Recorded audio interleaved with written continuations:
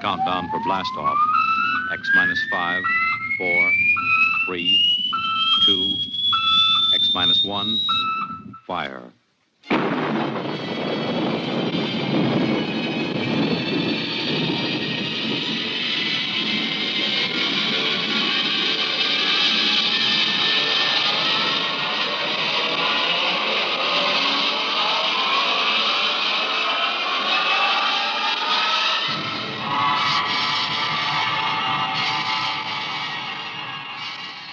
From the far horizons of the unknown come tales of new dimensions in time and space.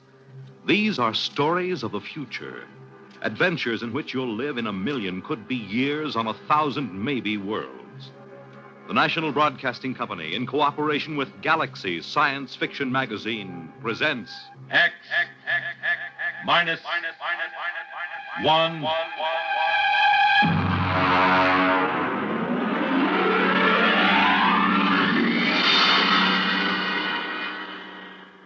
Tonight, Hostess by Isaac Asimov.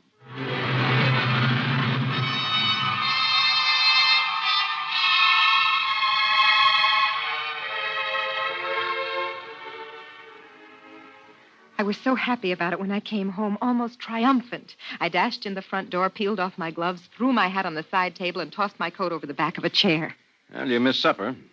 Drake, we're going to have him here. Who here? What are you talking The about? doctor from Hawkins' Planet. Didn't you realize that was what today's conference was about? When you say the doctor from Hawkins' Planet, do you mean the Hawkins site you've got at the Institute? Well, of course. Who else could I possibly mean? May I ask what the devil you mean by saying we'll have him here? Darling, the Hawkins site would like to stay at a private house somewhere where he won't be bothered with official ceremony, where he'll be able to proceed more according to his own likes and dislikes. I find it quite understandable. Well, whenever you start using formal sentences, I know you're hiding extreme irritation. Well, you don't seem to be trying to hide it at all. Well, what's the matter? Look, I don't see where we've got room for extraterrestrial visitors. Are you serious? He can stay in the spare room. Honestly, Drake, all we have to do is show a certain amount of adaptability. Sure, just a little adaptability. The Hawkins site breathes cyanide. We'll just adapt ourselves to that, I suppose. He carries cyanide in a little cylinder. You won't even notice it. Mm-hmm. And what else is there about them I won't notice? Nothing else. They're perfectly harmless. They're even vegetarians. Well, what about us? Do we eat meat ourselves, or will that make us look like cannibals to him? I won't live on salads to suit him, I warn you. Drake, it means very much to me. Well, why? Because if he stays here for any length of time, I can study him real closely. Very little work has been done on the biology and psychology of the individual Hawkins site or of any of the extraterrestrial intelligences. Surely you must see the opportunity. He stays here. We speak to him, watch him, observe his habits. Look, I've spoken to men who are in charge of security groups watching various Hawkins site missions on Earth. The missions stay in the rooms assigned to them, and they don't leave for anything but the most important official business. They have nothing to do with Earthmen. It's quite obvious that they're as revolted by us as I personally am by them. Drake, he's a doctor. He's coming here for medical research, and I'll grant you that he probably doesn't enjoy staying with human beings and will probably find us perfectly horrible. But he must stay just the same. All right. Have it your own way. You sure you don't want any coffee? No. Drake, you're not angry about this, are you? No, I'm not angry.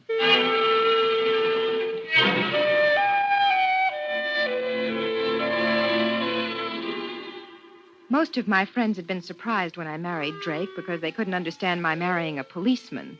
I explained he wasn't simply a policeman. He was a member of the World Security Board, but most of the staff at the Institute thought it rather odd that I hadn't married a biologist or at least an anthropologist, even a chemist, but certainly not a policeman. I was waiting for Drake with some apprehension that evening as I sat in the living room. Hark Tolan, the Hawkins site, was standing quietly in the middle of the room. He was not sitting since he was not anatomically constructed to sit. He stood on two sets of limbs placed close together, while a third pair, entirely different in their construction, were suspended from a region that would have been the upper chest in the human being. His skin was hard, glistening, and ridged, and his face wore a distant resemblance to something alienly bovine. Mrs. Smollett, you must forgive my English.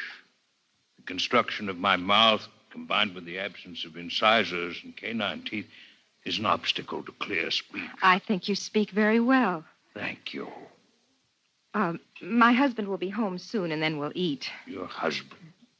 Well, Husband? Yes, you know. Mr. Smollett. A male, of course. You must forgive me, Mrs. Smollett.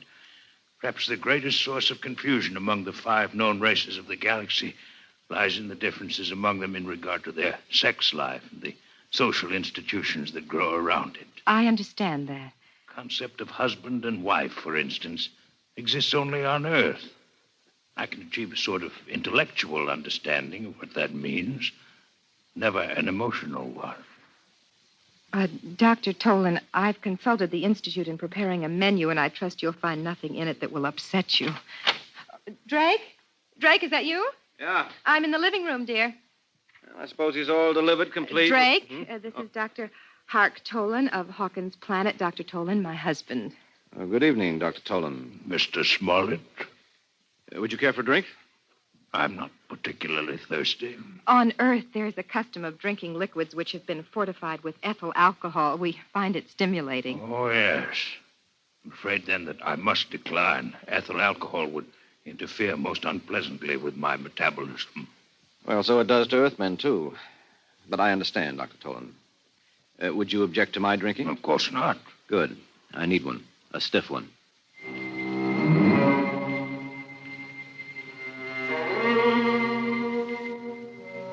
He stood at the table. I tried not to look at him as he ate. His wide, lipless mouth split his face alarmingly as he ingested food, and in chewing, his large jaws moved from side to side. There was evidence of his ungulate ancestry. I found myself wondering whether he would chew his cud later, and then I was afraid that Drake would get the same idea and leave the table in disgust, but he was taking everything quite calmly. I imagine, Dr. Tolan, that the cylinder at your side holds cyanide. Quite so. Pure cyanide? I hope you're not considering possible danger. I know the gas is highly poisonous to you, and I do not need a great deal. None of it emerges, except when I actually suck at the tube, which is fixed at the corner of my mouth. I see. And you really must have the gas to live? Are you not a biologist, Mr. Smollett? No, Dr. Tolan. Merely a minor government official. My wife's friends call me a policeman. Tell me, what happens if you don't breathe cyanide? Do you, just go like that? Oh, not quite. The absence of it would be equivalent to slow strangulation. Mm-hmm. Results are very painful, difficult to treat. I've done some research on the problem. I find it difficult to keep thinking of you as a doctor. I understand what you mean. I find it difficult to think of you as a policeman. I gather that you're not here on a pleasure trip. Huh? No. I intend to study this queer planet you call Earth. Queer? In what way?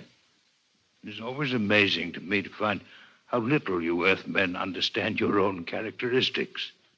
There are 5 intelligent races in the galaxy. Over and over, it is you Earthmen, more than any of the others, who are unique. Your people are the only ones which find hydrogen cyanide poisonous. Yours is the only form of intelligent life which is carnivorous. Yours is the only form of life which has not developed from the grazing animal. And most interesting of all, yours is the only form of intelligent life known which stops growing upon reaching maturity. Well, you don't look very large, Dr. Tolan. I should say that you're an inch taller than I, which would make you 6'2". Are you young, or are you just small on Hawkins Planet? Neither. We grow at a diminishing rate with the years, so that at my age it would take 15 years to grow an additional inch. But we never entirely stop. And, of course, as a consequence, we never entirely die. Did you hear that, Rose? I never knew that before. You mean people on Hawkins Planet are immortal? No people are truly immortal. Few of us live more than several centuries of your time. Still, it is unpleasant to think that death may come involuntarily. It is something which to us is extremely horrible. Oh, we're quite used to it. You Earthmen live with the thought. We do not. This is why we are disturbed to find that the incidence of inhibition death has been increasing in recent years. What is this inhibition death? A pathological cessation of growth. It's a wasting disease, a tragic one, absolutely incurable. It's fatal within a year. What causes it? Mr. Smollett, we know nothing about the cause of the disease. Well, then why did you come to Earth to study it? Because, again, Earthmen are unique. They are the only intelligent beings who are immune. The inhibition death affects all other races, while Earthmen are immune. Somewhere in the biochemistry of the Earthite, there is the secret of that immunity. How interesting it would be to find it. Well, now, look here. You can't say that Earthmen are immune. From where I sit, it looks as if the incidence is 100%. All Earthmen stop growing, and all Earthmen die. We've all got the inhibition death. Earthmen live up to 70 years after the cessation of growth. That is not death as we know it. Your equivalent disease is rather one of unrestrained growth. Cancer, you call it.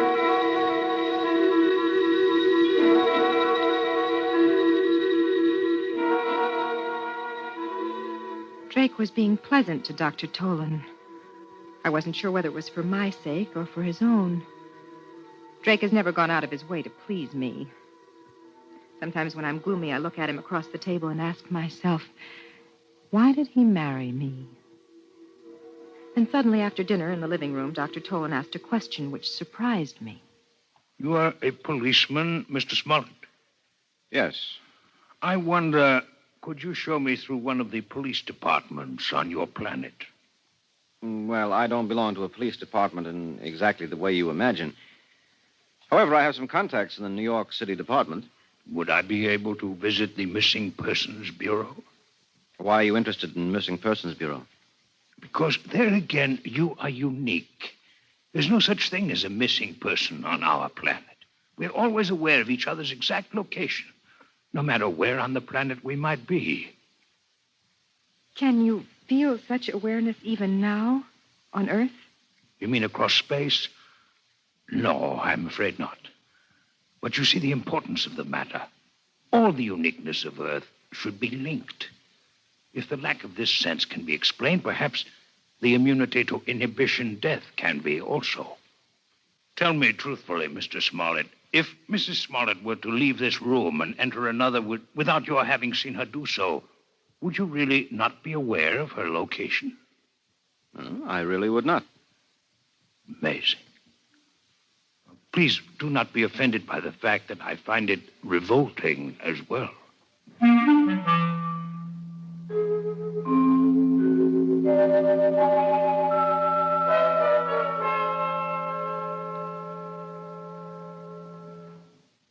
Drake? Drake, Yes, I'm awake. why were you talking about the inhibition death to Dr. Tolan?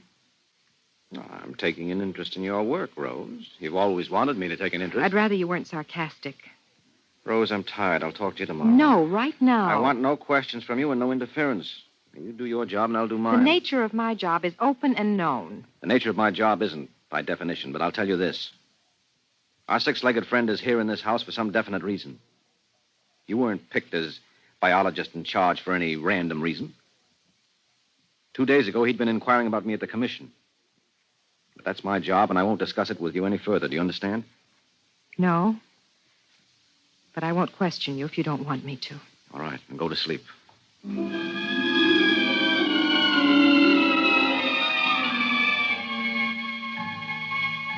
I lay stiffly on my back, and the minutes passed and the quarter hours. I was trying to fit the pieces together. One picture remained clear in my mind. It hovered over me mockingly. At the end of the evening, the Hawkinsite had turned to me just before he left the room. Good night, Mrs. Smollett. You're a most charming hostess. I wanted to giggle then. How could he call me a charming hostess? To him, I must have been a horror, a monstrosity with too few limbs and too narrow a face. But then I saw Drake. He turned white. For one instant, his eyes had burned with something that looked like terror. I'd never before known Drake to show fear of anything. And the picture of that instant of pure panic remained with me until all my thoughts finally sagged into the oblivion of sleep. I remember one question that nagged at me through the haze. Why did he marry me?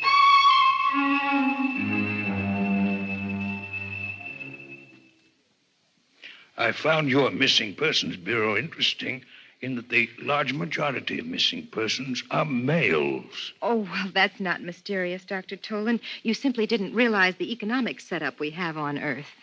My wife is an example of the minority of women who are capable of making their own way in the world. Would you call the Missing Persons Bureau of New York a fair sampling of such cases in the planet at large? Yes, I should think so. Is there then an economic explanation for the fact that since interstellar travel has been developed, the percentage of young males among the missing is more pronounced than ever? Oh, that's even less of a mystery than the other. Nowadays, a runaway can hop the nearest space freighter. They're always looking for crewmen. No questions asked. It's almost always young men in their first year of marriage. Well, that's just the time a man's troubles seem the greatest. If he survives the first year, there's usually no need to disappear at all. Would it offend you if I disconnected for a period of time? Disconnected? It's like sleep. Oh. I hope you haven't had too exhausting a day. It's just that I've been absorbing so many new and unusual concepts that I feel a desire for a little disconnection.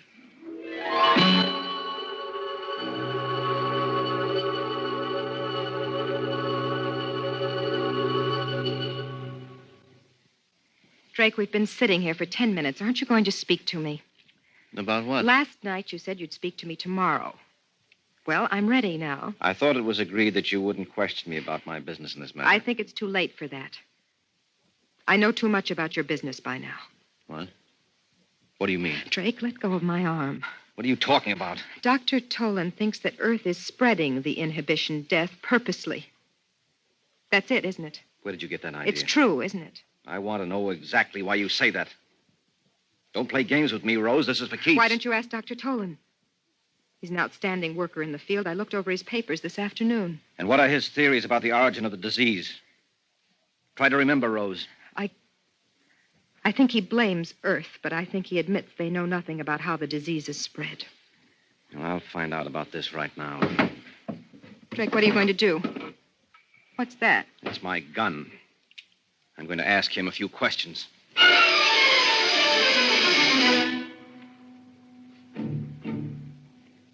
He ran out of the bedroom, down the corridor towards Dr. Tolan's room. I ran after him, caught him just as he entered the door.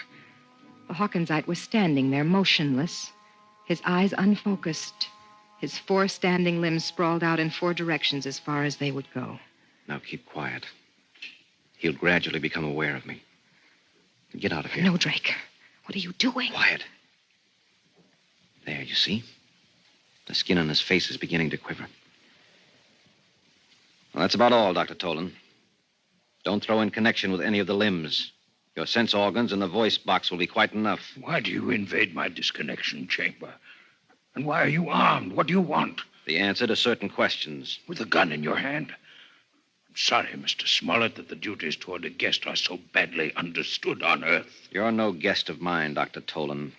You entered my home under false pretenses. You had better shoot. It will save time. You are convinced that you'll answer no questions? Now, that in itself is suspicious. It seems that you consider certain answers to be more important than your life.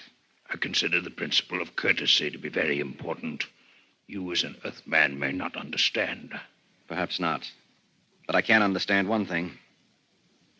Your cyanide cylinder. Suppose I pull it out of your mouth. Rose, hold your breath until I close the valve. There. All right, Tolan. You realize what will happen to you if you don't answer the questions I'm going to ask you. Cyanide lack. It would be a most uncomfortable death. I'm only an Earthman. I can't appreciate its true horrors, but you can, can't you? Drake, give him the cylinder. Give it back to him. You have about 1 hour, I think, until the effects are irreversible. Talk quickly, Dr. Tolan. And you'll have your cyanide cylinder back. What are your questions? What are your theories concerning the inhibition death? Why did you really come to Earth? What is your interest in the Missing Persons Bureau?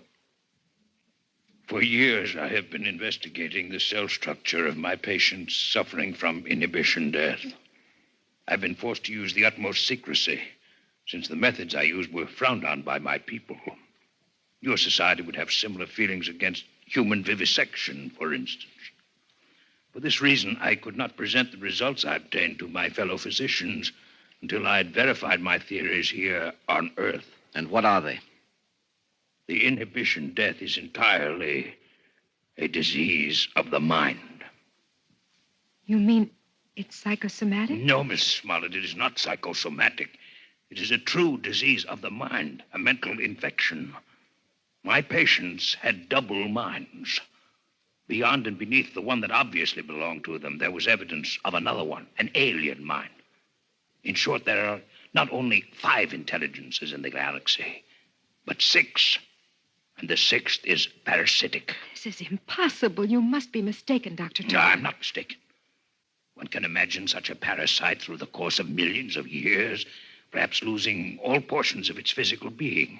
It will become nothing but pure mind, living in some mental fashion we cannot conceive of on the minds of others, particularly on the minds of Earthmen. Why particularly Earthmen? Have you not surmised that the 6th intelligence is a native of Earth? Mankind from the beginning has lived with it, has adapted to it, is unconscious of it. It is why the higher species of terrestrial animals, including man, do not grow after maturity and eventually die. And it is what is called natural death. It is the result of this universal parasitic infestation. Where Earthmen could survive the infection for decades with little harm, we others die a quick death within a year. Give me back my cylinder. You have your answer. What about the Missing Persons Bureau? Drake, look at his eyes. Give it back to him. As we are not well adapted to the intelligence that infests man, neither is it well adapted to us. It can live on us, but it cannot reproduce, with ourselves alone as the source of its life.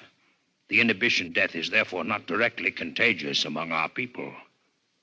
What are you implying, Dr. Tolan? The Earthman remains the prime host for the parasite, and an Earthman may infect one of us if he remains among us. But the parasite, once it is located in an intelligence of the outer worlds, must somehow return to an Earthman if it expects to reproduce. We are infected and reinfected as the parasites return to Earth and come back to us via the mind of Earthmen who travel through space. And the missing persons?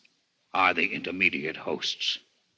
The masculine terrestrial mind seems better suited for their purpose.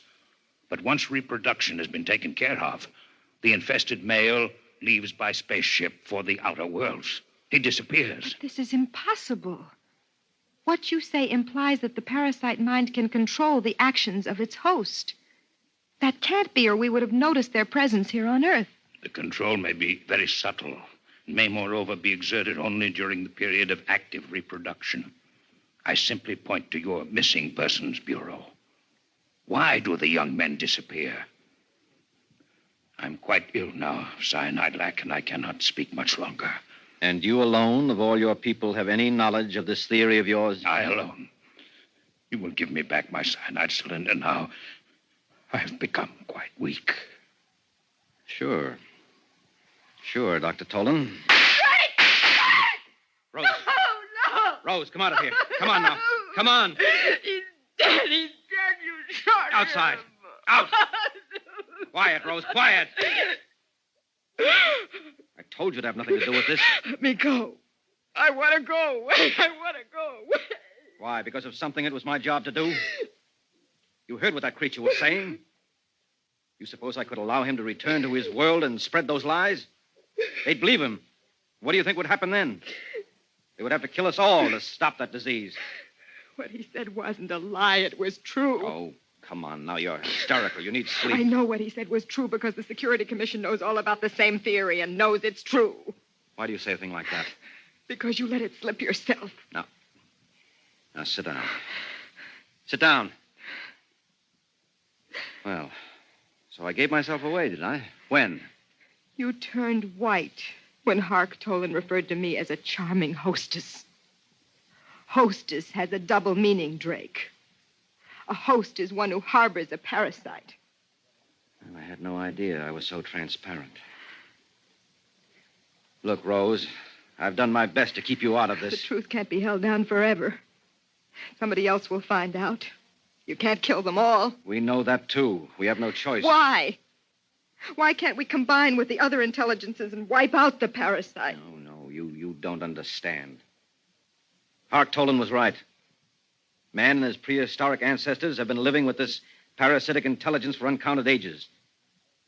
We've not only become adapted to it, we've become dependent on it. It is no longer a case of parasitism. It's a case of mutual cooperation. You biologists have a name for it. What are you talking about? Symbiosis? Yes, exactly. We have a disease of our own, remember? It is the reverse disease, one of unrestrained growth. We've mentioned it already as a contrast to inhibition death. It's all very well to say that if we could remove the parasite, we would have eternal growth in life, but it's impossible for us. If for any reason the parasitic intelligence, as Hark Tolan calls it, does leave the human body, or if its relationship to the human mind is in any way impaired, growth does take place, but not in an orderly fashion. We call the growth cancer, and there you have it. There's no way of getting rid of the parasite. We're together for all eternity. To get rid of their inhibition death, extraterrestrials must first wipe out all vertebrate life on Earth. There is no other solution for them. So we must keep knowledge of it from them. Now do you understand?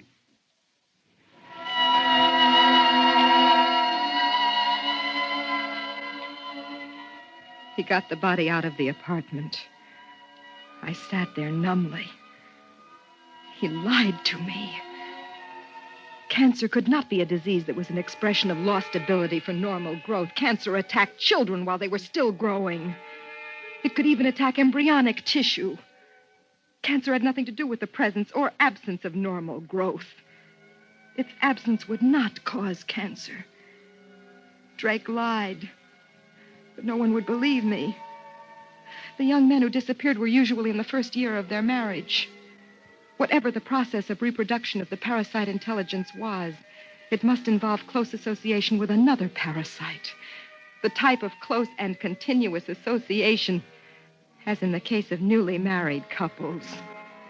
The parasite could control actions. I'd report them both, Drake Smollett and Hark Tolan, to the Missing Persons Bureau.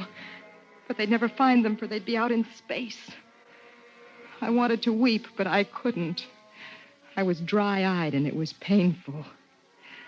I'd looked for the answers to so many questions, and I'd found them all. I even found the answer to the question I thought had no bearing on the subject. I finally learned why Drake had married me. You have just heard X-1, presented by the National Broadcasting Company in cooperation with Galaxy Science Fiction Magazine, which this month features The Haunted Corpse by Frederick Pohl, the story of an inventor named Horn, whose invention lets us hold the world by the tail. Or is that our own tail? Galaxy Magazine, on your newsstand today. Tonight, by transcription, X-1 has brought you Hostess, a story from the pages of Galaxy written by Isaac Asimov and adapted for radio by Ernest Kenoy. Featured in the cast were Terry Keane as Rose, Les Damon as Drake, and Kermit Murdoch as Dr. Tolan. This is Fred Collins. X-1 was directed by Daniel Sutter and is an NBC Radio Network production.